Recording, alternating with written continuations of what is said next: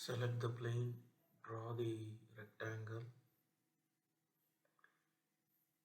exit from the sketch, extrude the sketch using boss extrude command, give OK. Now select the plane on which the pocket needs to be created, draw the rectangle,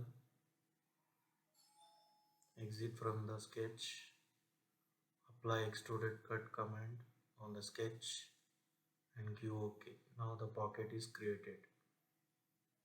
Select the plane for sketch, draw the circle,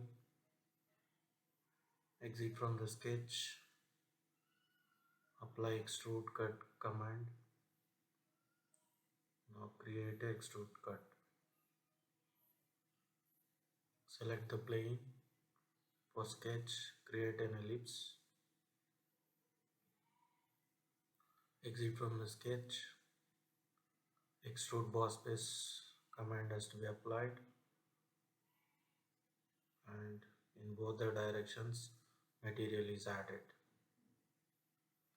This is a simple model created in Solidworks. Thank you.